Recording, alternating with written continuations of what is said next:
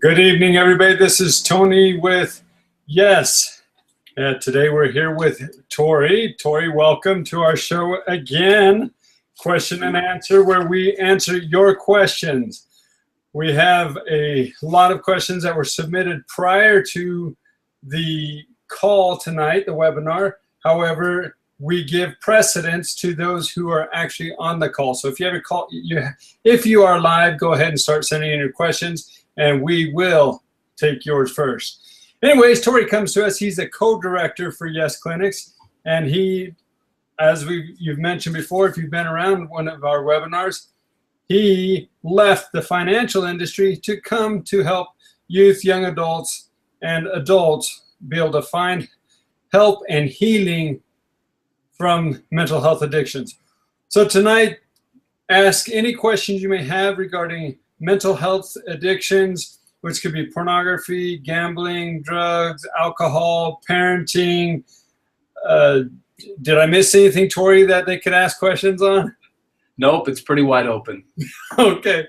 And how this works, if you're new to this, is just ask your question, type it in the chat box, and I, Tony, will be asking the questions to Tori so that not even your voice will be heard, so that complete anonymity will be maintained and you can ask your questions in confidence. So I'm going to go ahead and just do a sound check, make sure everybody can hear. Those who are attending, please sound off. Just say, yes, I can hear you. Okay, looks like we're good. Everybody hear me? Okay. Looks like we're good. So we're going to go ahead and begin with our first question. And that is from a wife who, she says, my husband refuses to get help or admit that this is a problem. How can I make him stop? And what are the risks if he doesn't stop? Well, this is a question that does often come up for the spouse or the someone in a close relationship with a person who is struggling with an addiction. And so it's great to have that question be brought up. The first thing I would mention is that choosing to get help is certainly something that it cannot be forced upon someone. It is a choice. Now, that is a challenge, certainly, for someone who is in a supporting position of another who is struggling with that type of a problem. One of the things that I would probably suggest right off the bat is to, number one, have a lot of patience and understanding that change is difficult for that individual. The very nature of addiction is such that oftentimes the negative ramifications of addiction are not immediately recognized, or if they are recognized, they are intentionally justified or rationalized, or somehow they're considered to be less than they really are, and that's all because of the addictive voice, the pattern that's very prevalent for that individual, but also because it's so difficult to even be open and honest to the point where you can say, I have a problem and I'm legitimately struggling with something, and I cannot handle that by myself. It takes a lot of courage and a lot of self change, I guess you could say, a desire for self-change to eventually get to the point where someone is willing to say, I need help beyond my own abilities.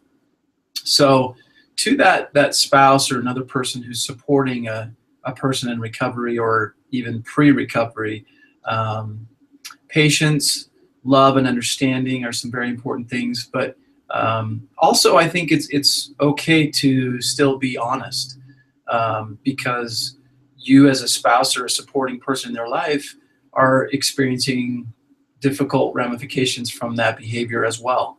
And so it's not as though you should cover that up or act like there aren't any negative consequences. I think it is important for honesty to still be there, but to also have acceptance and understanding that change can only happen when that person really comes to that decision within themselves to make that change. I think it's patience is extremely difficult. It's one of the most difficult things that we can do in a situation like that. But even in the process of recovery, patience is a very important aspect of that because it's something that does take time. So I would strongly recommend that that increasing patience and increasing the ability to see the long term is going to be helpful. Oftentimes, someone can get additional help by opening up to others around them, people who are close to them, maybe even talking to a therapist to be able to deal with those kinds of issues. The fact is that a spouse or a supporting person is going to go through their own recovery process anyway. And oftentimes there's a grieving process associated with that too, simply because of so many challenges that come up in that environment. So that's another suggestion, is to actually seek additional help for yourself. And that can come, again, from a therapist or from other supporting people around you who can support in a very loving and non-judgmental way and have empathy for that situation that you have. You talk a lot about acceptance and surrender. Explain that so we can understand it. Yeah, so those are two very important principles in the process of recovery. Acceptance is essentially acknowledging that there's an issue, that there's something that goes beyond your own ability to handle that situation, that there's a decision-making aspect that's no longer part of that person's life. They've lost the ability to control something. And so when that ability to control something gets out of hand, or it gets lost, and then something gets out of hand, that's going to lead to problems. But accepting that those problems are there is, the number one first priority to be able to get on the road to recovery. And then surrender, which is a similar kind of thing. Surrendering, essentially, it's kind of an oxymoron, really, because a lot of people think of the word surrendering meaning I'm just going to give in to something. I'm going to give up the fight. I'm not going to continue the battle. In reality, the word surrender in the therapy process is not giving in or giving up, but it's actually just recognizing the fact that the power to overcome is beyond yourself. And so surrendering to the idea that this is a battle that goes beyond willpower. It goes beyond simple decision-making to try to stop a behavior. It leads to something that's far more significant than that, which is why a strong support network is very important for the person recovering, as well as the therapeutic process. Okay, while we're at it, I just finally got this image up that talks about kind of the main 5 keys to recovery. And so we just talked about acceptance or acknowledgement and surrender. And so hopefully throughout the night we'll go through the others, but I wanted to get that up just so people could look at it really quick. Wonderful. Why does my porn use escalate? It's a really intelligent question to ask. I'm guessing that the person asking that question is struggling pretty significantly with that very problem. The fact is that the very nature of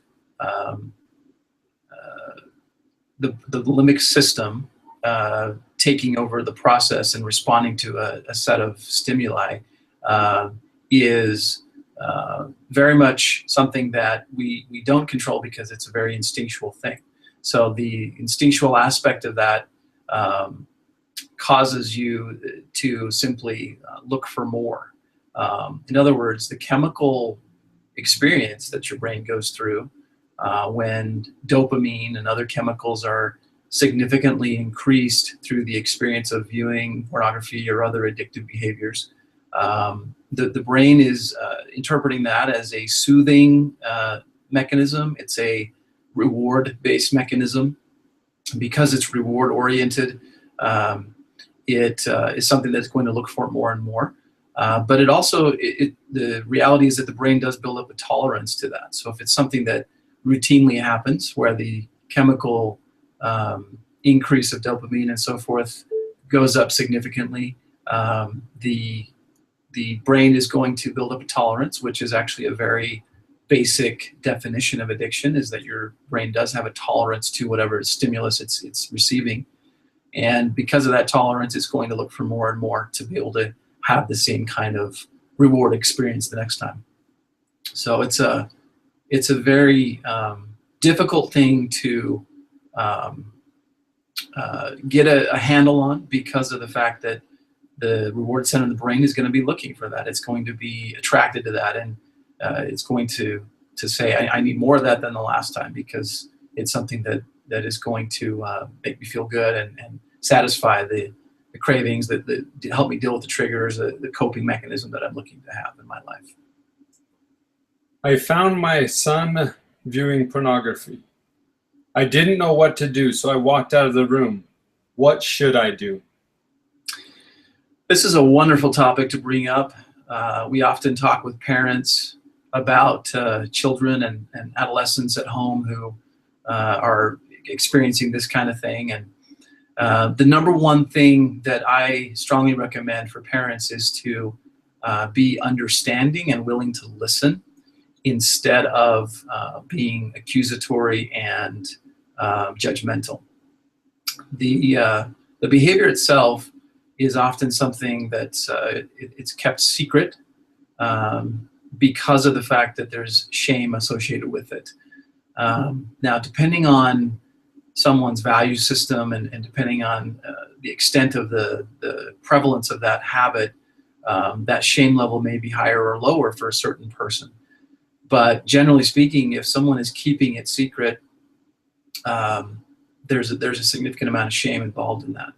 So if a parent is able to uncover something like that and observe a situation that they feel is potentially problematic for their child, again, I'll go back to my answer initially: be understanding, be accepting, be willing to listen. It's okay to ask questions. It's okay to bring it up. Certainly, it's something that you would do out of love and concern for your child. But to do that in a way that is very non-judgmental is very helpful, to be able to create the kind of environment where that child or teenager is able to open up more. A significant element of recovery is openness, and a significant element of openness is trust. So if a child or adolescent is going to have enough trust to be open with a parent or another figure, another authority figure in their life, or any close relationship, really, they need to be able to trust that it's not going to be something that's actually worse than the problem they're dealing with. So understanding that this is something that is a reality in today's world, especially with the internet being so prevalent and this kind of content being so readily available. It's important for understanding of that. And it's also important to understand that the exposure is going to happen. Even if a child or an adolescent doesn't have an actual problem or an addiction, they're likely to be exposed, extremely likely. Almost 100% of the time before someone even graduates from high school, they are exposed to pornography. And they need to be able to know that they can deal with that in a safe way. Someone that can be empowering and helpful in their life can help them through that, rather than someone who is, really causing shame, causing some self doubt about themselves. Along that line, should they give consequences? Should they, how should they react when somebody does confront that? I mean, this is a common thing that we get from parents. And so do we immediately jump on it and say, you're grounded? What would you recommend? That's another great question. That is a common thing that parents are about. So my answer to that, there are built-in consequences to what that person, child or adolescent anyway. Consequences are some that are inherent. So that's something to consider. They're already experiencing some challenges from an emotional. Hey, Tori, 1 second. Tori, 1 second. We're having some audio issues. 1 second. Okay.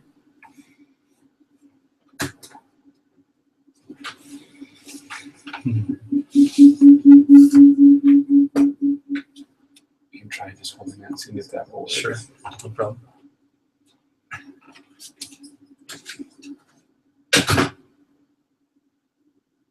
Okay. Well, we apologize about that, technical difficulties, but we want to make sure that you can hear us, and that we can be able to answer your questions without you going, what was that he said? So, it sounds a lot better. Go ahead and. Okay. All right. So if we're good to go with audio, then I'll give my answer. We do suggest that try building up accountability, so that the child can manage and manage progression with dealing with that problem through accountability. What that means is mutual agreement about how to that situation. So we establish together, parent, child, what rules there should be, what kinds of consequences there should be, for not following those, and for maintaining honesty about that. Now, if talking about someone who's mature and with a teenager, they're going to be more independent, and they need to be more independent, and be able to establish the fact that they have their own consequences in their own lives. I wouldn't suggest that parents inflict per se any consequences for an older teen or an adult child. I would recommend that parents talk to a child about boundaries and about accountability, and that they simply allow that adult child, that older child, to maintain their own accountability and recognize their own consequences for their actions. For a younger child, certainly mutually agreed upon rules are important, and of course, if you break those rules, like any other household rule, it's important that there be an accountability factor. So if there's a breach in the home rules, then certainly whatever the consequence is for that should be upheld. But again, it's something that is not meant to be shaming or to punish them, in the sense that, hey, you did something to break our rules, you did something to harm us or anything like that. It's mainly something where the opportunity to access something might be restricted further. That's probably the biggest way that somebody might help enforce some consequences for that. But I would just emphasize being very careful with how that is set up as a parent-child relationship, because so often the child is going to rebel against that and close off and withdraw from that kind of a scenario if they view that, okay, I've made a mistake, and I'm not only suffering from a mistake that I made myself, I'm also being treated as sort of a criminal in the minds of my parents. So we would be very, very careful with how those kinds of boundaries are established and the rules that are established. We often talk about ways that together in a therapy session, parents and children can come together on mutual agreements. I'm going to emphasize that again, that the mutual agreements aspect is very, very important, and that the parent can be very understanding. We like to use kind of a metaphor to help describe what that relationship should look like between parents and children, by describing the parental role as instead of being a policeman, they can be a watchman.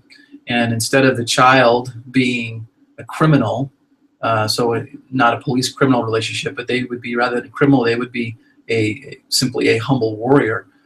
So you would have a watchman and a warrior working together to battle the way through the challenges that are being faced. And that means that everybody's on the same team. And that's going to be very helpful to avoid the withdrawal and the rebelling and isolation and that kind of a thing. So it's a pretty complex thing that you should be careful with. And underlying all of that, I would say simply love your child, express love, express understanding, express acceptance, no matter what. And that unconditional acceptance and love is going to be by far the most important aspect of anything else that can be done as far as discipline or consequences.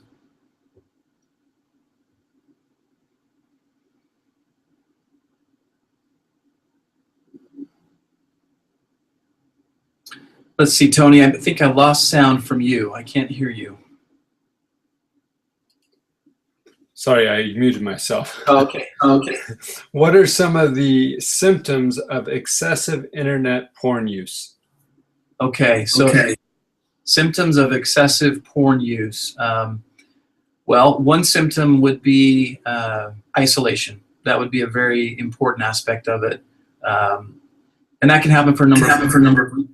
One reason is that they feel ashamed of the behavior, and so they don't want it to be known, and so they keep it a secret, and that ends up causing the person to basically hide from others to allow that secret to be kept. Another reason for isolation is simply the feeling of guilt or shame that comes along with it that makes it so they don't want to communicate with other people. Their relationships are stressed. They feel oftentimes inadequate.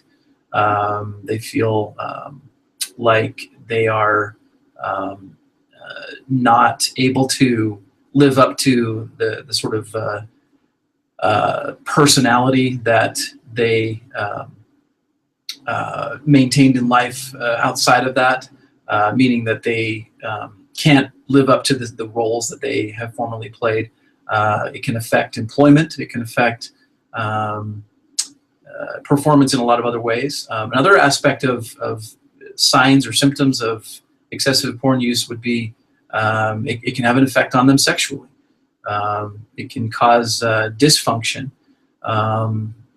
It can cause a lack of interest in sexual behavior with a partner, spouse. So those kinds of things are often very dysfunctional in general in a person's life.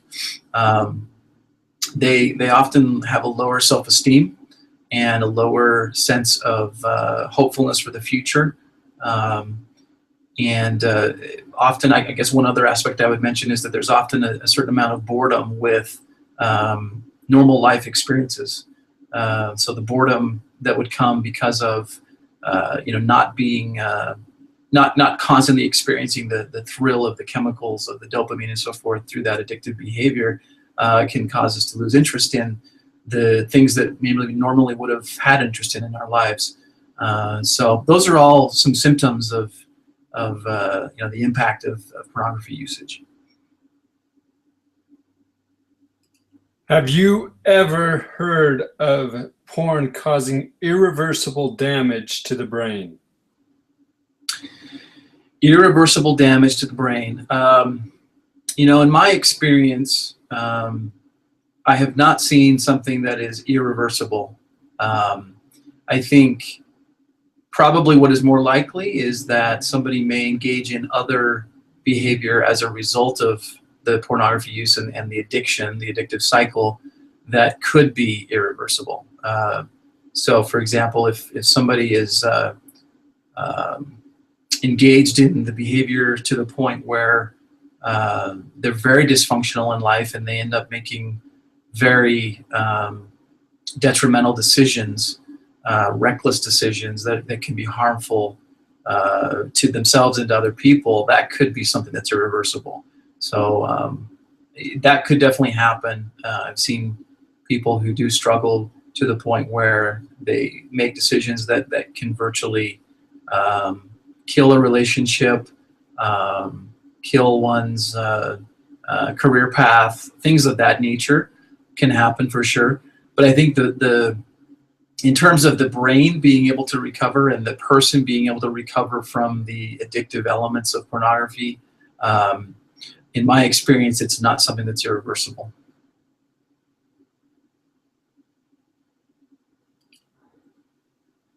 There are scientific studies that say porn is addictive. Then there's others who are saying porn is not an addiction, it's just a compulsion. What do you say about that? Mm-hmm. Well, that's an interesting question. You can get into the semantics of those words, compulsion and addiction. I think the the clinical world is still, I think, defining fully what the difference is between those two terms. There's a lot of question marks about, from a clinician standpoint, about whether you would even call pornography addiction itself a diagnosable diagnosis per se. There are some who would say it's not, but there are plenty of others who experience the real world ramifications of addictive behavior related to pornography. They would certainly argue that there is a strong case for that, and that's actually in the what I would call the clinician's manual, the Diagnostic and Statistical Manual of Mental Health Disorders, or for short, the DSM. That is something that the clinical world has not yet established fully.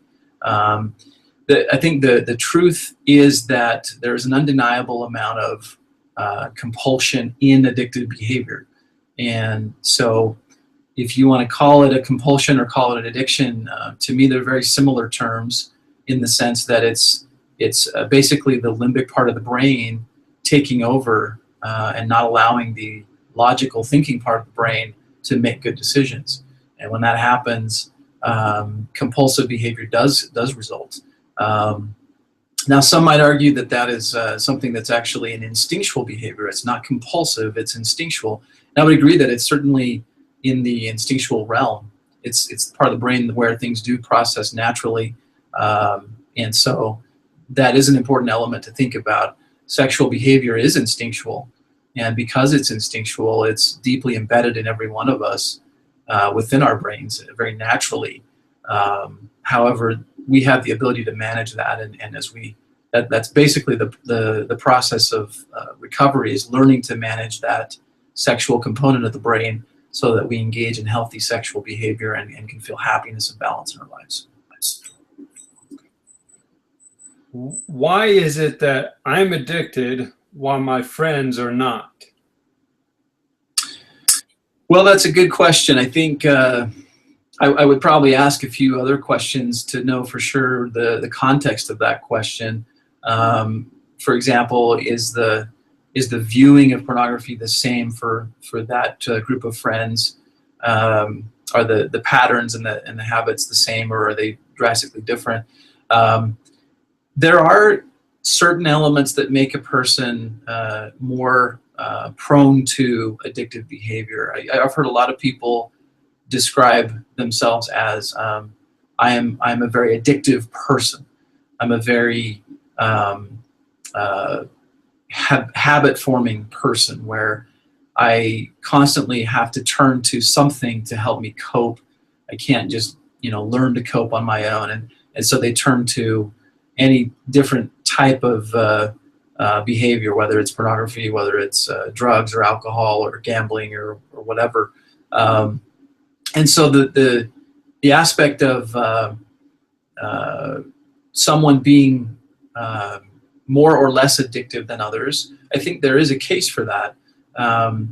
Certainly, there's a lot to be studied in that regard still, but there are cases where people can say, well, I've tried something once or twice or a handful of times, and I can easily walk away from it. And other people say if they try that same amount, they're hooked and they can't let it go. I think a lot of it has to do with the underlying ability to cope, the underlying ability to have tolerance. And I used the word tolerance earlier in a different context. Now I'm using it in the context of being able to deal with an uncomfortable situation over time without having to turn to a stimulus to get through that.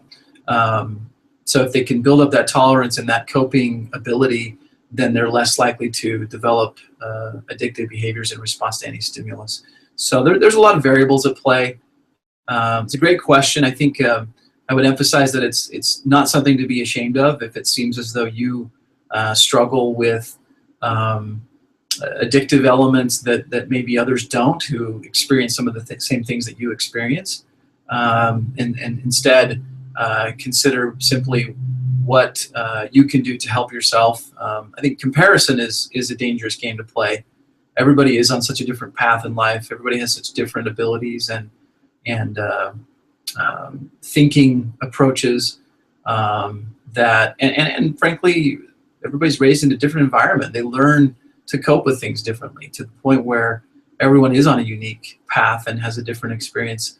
And so being able to allow for our differences is an important thing that I would encourage you to still hold yourself in high regard and think positively about your ability to handle the situation that you're in, and not to fall too much into that comparison game.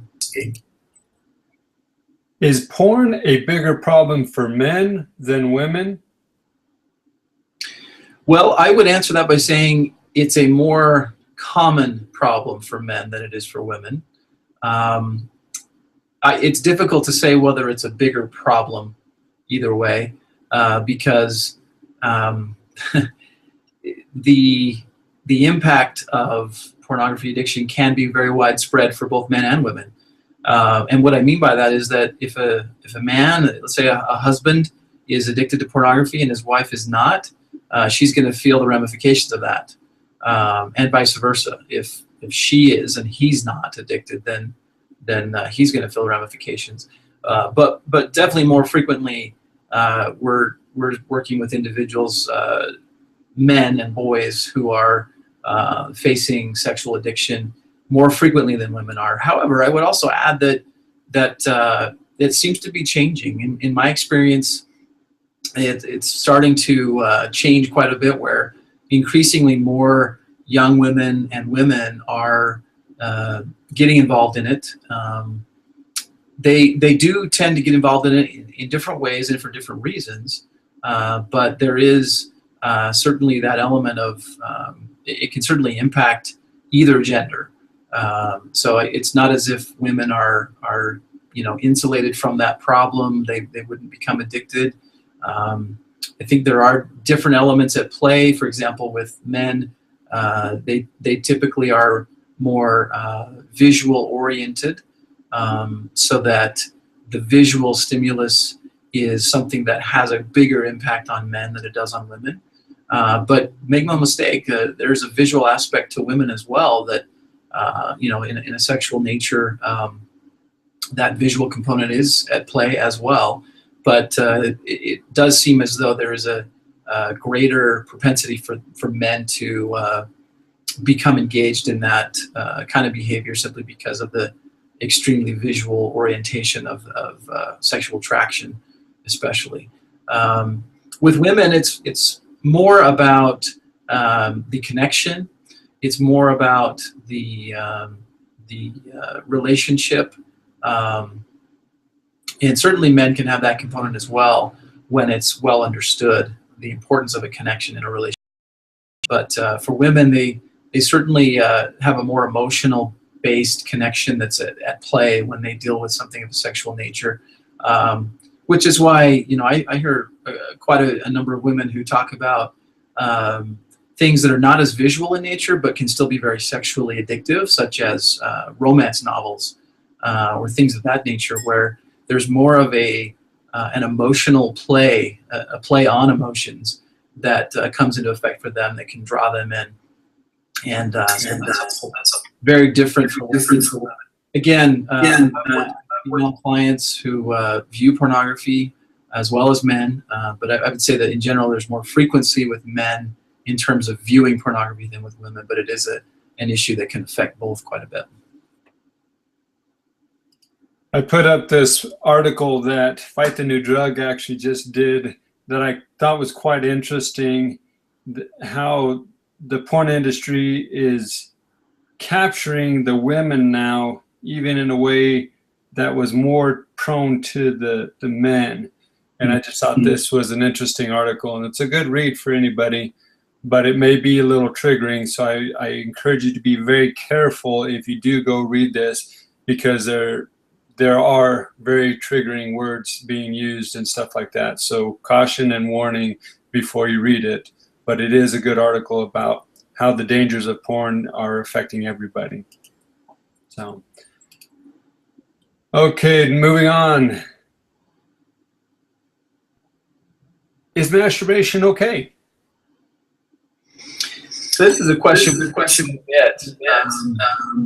The short answer is that depends on you. that's probably the best short answer that I can give.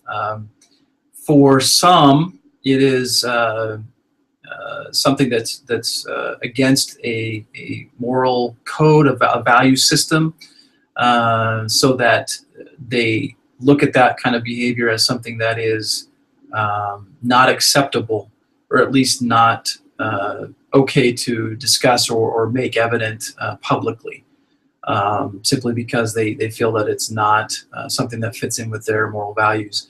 Now, many others would say, no, it's perfectly fine within my value system, and it's seemingly a natural behavior that is not problematic. So my answer to that second stance is that certainly there are plenty who engage in masturbation, and they don't feel like it's a dysfunctional aspect of their lives. It doesn't cause problems in their mind, and they are very happy and content with their relationships and with other aspects of their lives, and it doesn't seem to be causing any problem for them. On the other hand, I would mention that I think many people do start out with that kind of an approach, and then they soon learn that the behavior itself is something that can lead to bigger problems. It can lead to addictive cycles, for sure. It's something that, again, it's based on a reward experience where the physiological experiences of a chemical release in the brain is going on. It's a sexual experience, and therefore that reward is something that the brain likes to look for again and again. And so the propensity is there for addiction to come into play. So I think it's important to understand that the decision by a person to engage in masturbation is something that is a very personal decision. For some, it's also a moral decision. But for those who don't see it as a moral decision, it can be something that does escalate into problematic behavior that, as I talked about earlier, some of the symptoms of pornography addiction, I think some of those same symptoms can relate to an addiction to masturbation as well. And probably one of the biggest being that it does frequently lead to isolation and withdrawal, so that somebody doesn't seek connection with other people as much, and that can be very problematic. In terms of the first group that I talked about, where it's a moral conflict for them to engage in masturbation, for them it's not right. They've made the decision that that's not something they want in their life, and so they want that out. That could still be a difficult thing, again, because of the addictive element of it. So whether it's right or wrong is a very personal decision. Often it's a faith-based decision as well.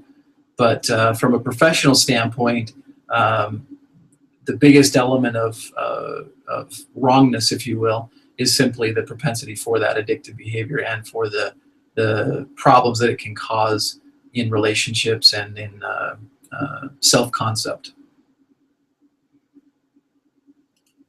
I think almost every webinar we've gotten that question. Yeah, I think.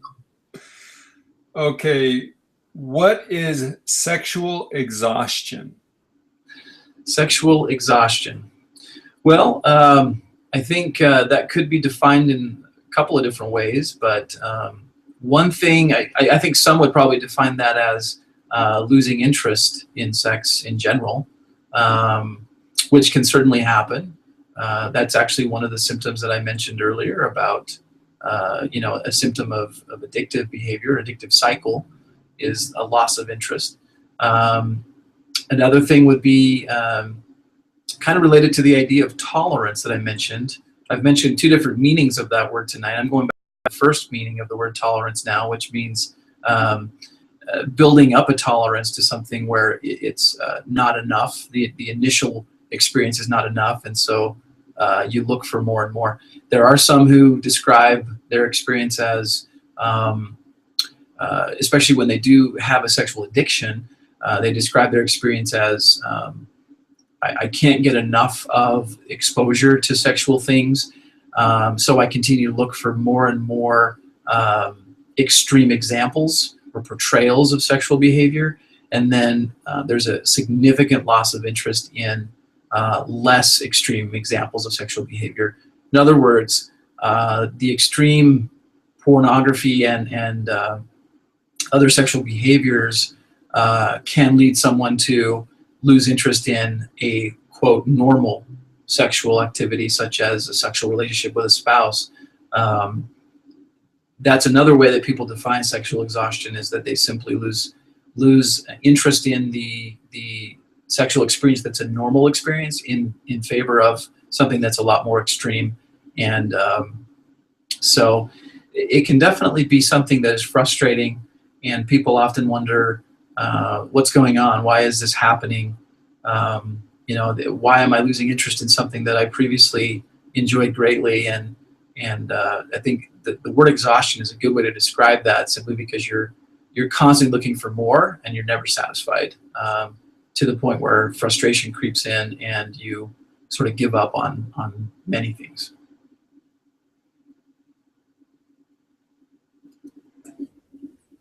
Okay, we talked about earlier, we had a parent asking a question. Now we have a young man, young adult, or young lady, I don't know who it's coming from, but it says, how do I talk to my parents about addiction? I struggle with a couple of different things, but I don't want them to shun me or to think that I'm a bad kid. I just struggle with these things. Yeah. What an awesome question to get. I'm so glad that young person asked that question, because it's an increasingly prevalent question for younger people.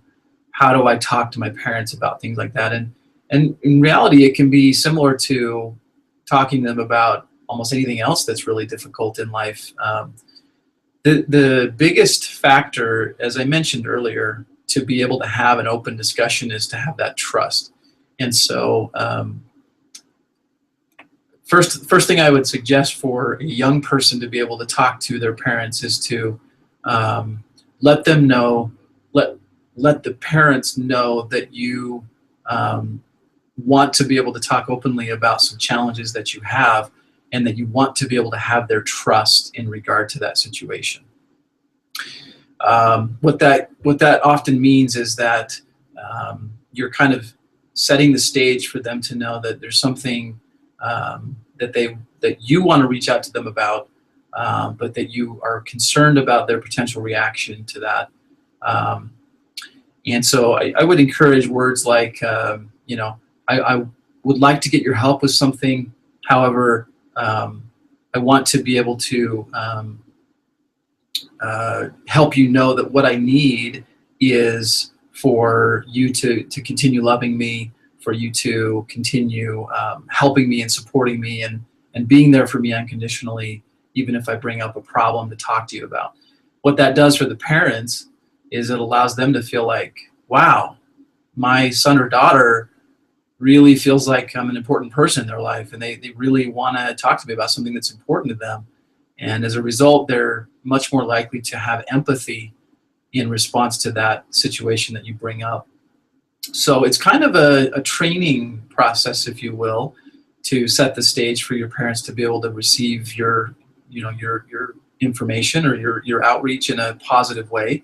But I would encourage you to really let them know what you need. Be honest and open, and let them know that you need them in your life, and that you respect their ability to help you, respect their ability to help you, to be there for you in that process of going through whatever needs to be gone through, such that you can work through that together. I think if you let them know that you want to work on something together, they're going to be very open to that, generally speaking. And if there's a challenge with that, if there's not an empathic response, if there's more of an angry or judgmental or unaccepting kind of response, then certainly, involving counseling can be something that can be very helpful to help bring you together on that. So I'd encourage you to look at that and consider that as well.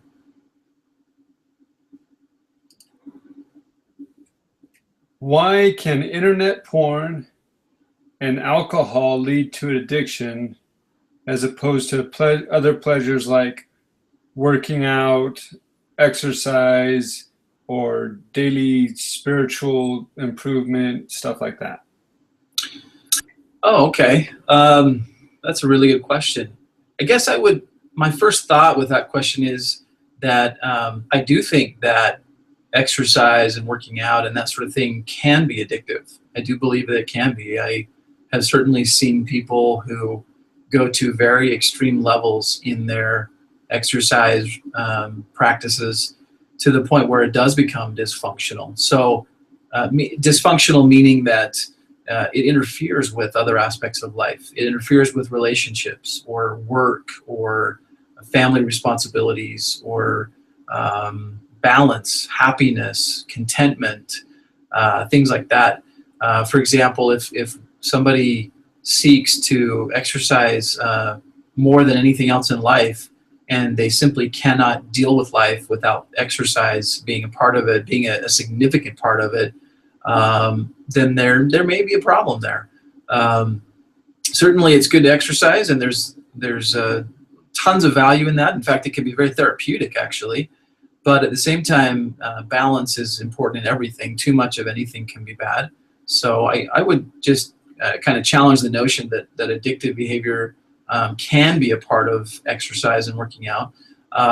Probably a bigger aspect of that, though, is the self-image portion of that, where somebody is obsessed with working out simply because of how they feel they must look or how they feel they must be in some way.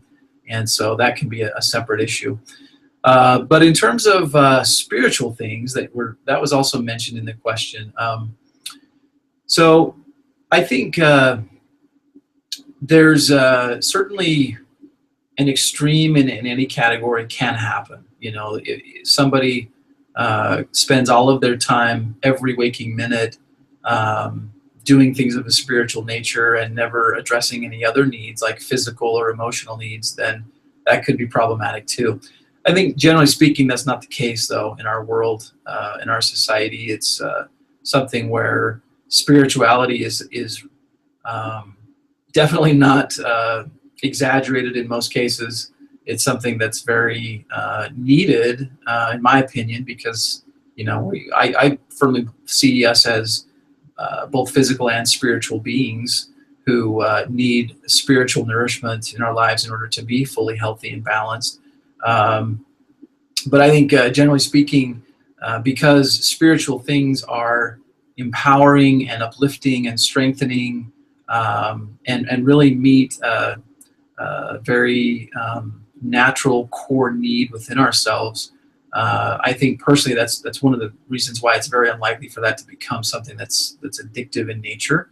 But again, I'd go back to the statement of the fact that anything that's done in extreme without balance can become a problem. So I have worked with individuals who have sought spiritual things so much that they neglected other things in their lives, like even talking to their spouse, and that caused pretty serious problems. So I think problems can happen. I don't think it's really likely that spirituality can become something that's addictive, but anything out of balance can be unhealthy. Why, excuse me, yeah, what does my porn use, will that cause erectile dysfunction? And is my erectile dysfunction related to my porn use? It certainly can be. It's something that increasingly found as a consequence of ongoing extensive pornography usage.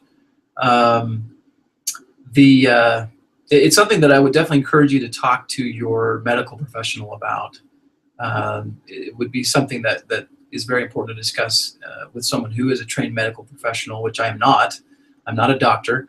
However, I do know that there are many instances where extensive ongoing use of pornography does or can lead to erectile dysfunction. Now, one of the reasons for that is that the chemical experience that I've referred to several times in this webinar is something that is continually building tolerance, meaning that it requires more and more in order to have a satisfying experience.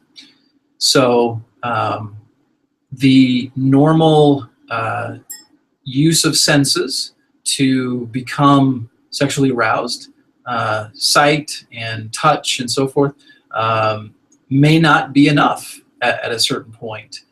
When somebody is beginning to use pornography to the point where it's at a level of sensory stimulus that it is, the normal everyday kinds of experiences are simply not interesting anymore. And the stimulus is something that has to go up. The bar is raised, so to speak, to the point where it has to be something that's more extreme, more sensualized, and to the point where it's going to require a lot more than a normal sexual encounter to become sexually aroused. So there's a lot of stuff that's still being learned about that topic, but there are increasingly different pieces of evidence that point to the fact that that is something that can happen as a result of ongoing use. I've seen a lot of different articles on the internet, and research is still being done in a lot of ways for that. But I think there's a lot of things to think about, to keep in mind that that's something that can happen. There are a lot of physical elements of things that can happen when it comes to ongoing use of an addictive substance or behavior. So it's something to definitely keep in mind. What does withdrawal, excuse me, I can never say this word.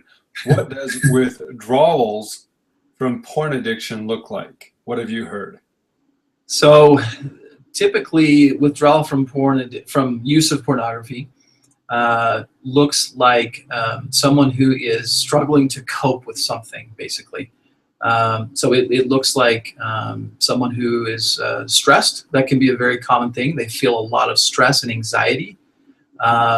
They can feel overwhelmed by kind of dealing with daily life in a new way. It can also feel like or look like someone who is agitated and irritable. There's often a lot of anger that starts to surface more and more as a result of that. And I think also something else that can show up quite a bit is being more nervous. I mentioned anxiety before. Being upset more easily in general is something that's a very common sign of withdrawal. Those are all very common things. I think it's going to be different for every person. They're going to experience things a little bit differently. But generally speaking, you're simply going to deal with things that you feel more of, if I can put it that simply. You're going to deal with boredom more. You're going to deal with frustration more. You're going to deal with being overwhelmed or being lonely, those kinds of things more, because pornography represents a form of coping and soothing. And so if that goes away, I would use the analogy of a baby who is sucking on a binky or a pacifier or a soother, as some people call it. If you take that away and they're used to being comforted by that, they're going to be upset. They're going to have to show you that they're upset by that. And so the reality is a person who gives that up is going to lose one approach to coping, and they're going to need to find new healthy ways to cope. So anything that is difficult is going to be felt more, and that's probably the most common way to describe that experience. Is they're going to have to deal with things that are hard and uncomfortable, and at first it's not going to be very fun. They'll want to go back to that behavior that's soothing and comforts them, at least temporarily. And so those are some of the things that you'll experience as you do give that up. And there's a lot of people that actually equate that giving up process, that recovery process where they become sober, as we call it. They kind of equate that to a sense of loss, where they're losing a coping mechanism. So they have to sort of grieve for that loss, and they have to move on from that. So kind of keep in mind that it's going to be a little different for everybody, but those are some of the common things you're going to experience as that goes away. Is you're simply going to have to feel more and not be numb to the things that are sometimes uncomfortable in life. Okay, we're coming up on the hour, so this is going to be our last question. And I think it's a great one to end on. Thank you, Tori, so much for taking some time out of your night to come and to answer these questions, because I know you even have appointments after this still. Either working full. No, we're so grateful for Tori. We're grateful for everything he does with Yes and his desire to just help people, and that's what our focus is. So to kind of go along with that question, how do I know when I'm back to normal? Back to normal. Okay, that is a great question, Tony. First of all, I'd probably say that the term normal should be in quotations, because who's to say what exactly normal is? I think that's important to call that out first off, because I think everyone is unique, and so to say you're normal or not is a very subjective term. Now, if you're referring to simply returning to your old self, if you want to call it that, you're simply overcoming this behavior that's been interfering in your life, and you're wanting to go back to the normalcy of what life was like before an addiction came into it.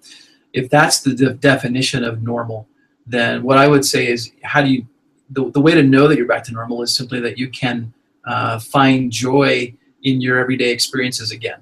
And as you start to experience joy in your everyday experiences, you can start to see that you can live life without that behavior and be perfectly happy. That's something that many people yearn for when they're dealing with something that is interfering in their life, such as pornography addiction. It is disruptive. It is disheartening, frustrating, even self-defeating. So when you are able to remove that from your life by managing impulses better, by managing sexual desires and behavior better, you're able to find greater peace and balance and happiness, and able to look to the future in a way that is positive and helpful and empowering and encouraging. We often use the term future tripping to describe the mindset of someone who is constantly